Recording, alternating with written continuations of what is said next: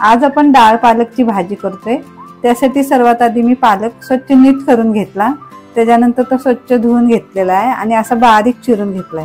एकदम बारीक चिरायचा म्हणजे भाजी चांगली मिळून येते। कढईमध्ये मी एक पळी तेल गरम करून घेतले, त्यामध्ये आपण घालूया 1 चमचा मोहरी। मोहरी तडतडली की लगेच आपल्याला 1 चमचा जिरे घालून घ्यायचे। जिरे मोहरी छान तडतडली तिथे मी 5 ते 6 लसूण पाकळ्या ठेचून घेतले, ते टाकून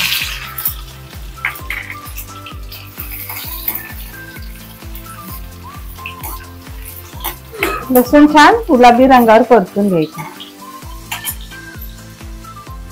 लसूण छान गुलाबी रंग आपण परतून घेतलाय, त्याच्यामध्ये घालत आपण 5 ते 6 हिरव्या मिरच्या मी चिरून घेतलेल्या त्या टाकून घेऊया।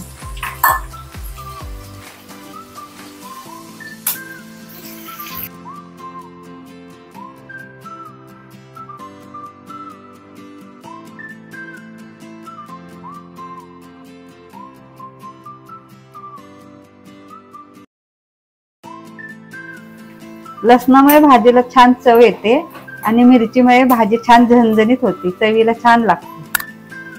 आता आपण लसूण आणि मिरची छान परतून घेतले, त्याच्यामध्ये लगेच आपण थोडीशी हळद टाकून घेऊया।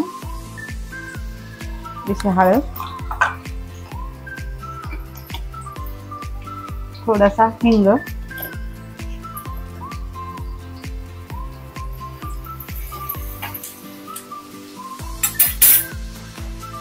आणि थोडस मी लाल तिखट घालणार आहे, छोटा चमचा।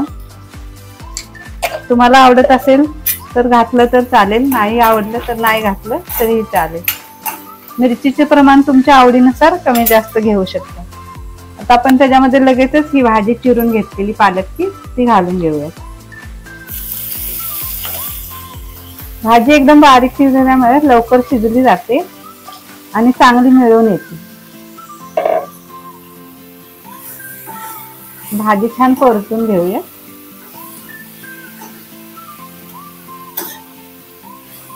आणि भाजीला भरपूर लसूण घालायचा म्हणजे भाजी छान लागते।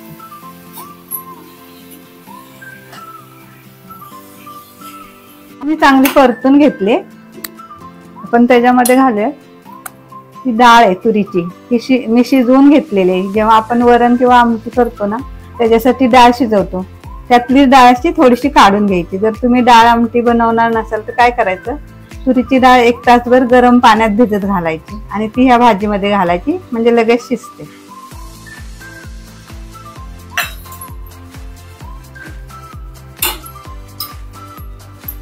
आणि 2 चमचे मी इथे दाण्याचं कूट घालणार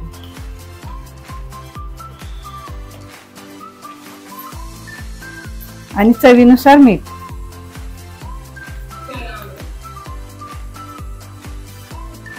आता ही भाजी आपण छान एकजीव करून घेऊया, डाळ आणि दाण्याचं कूट एकजीव करून घेऊया।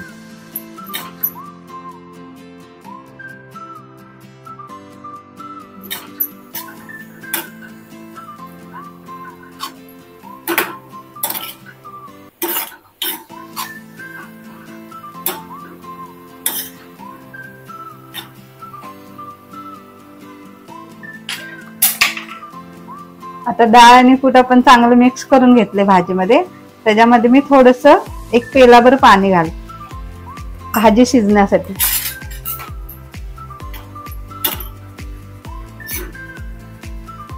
भाजी आपण झाकण ठेवून 10 मिनिटं शिजवून घेऊया। 10 मिनिटं झालेत, आपण भाजी शिजली का ते बघूया। भाजी आपली छान शिजलेली आहे, मस्त झालेली आपली झणझणीत आहे आणि चमचमीत आपली डाळ पालकची भाजी तयार झालेली आहे।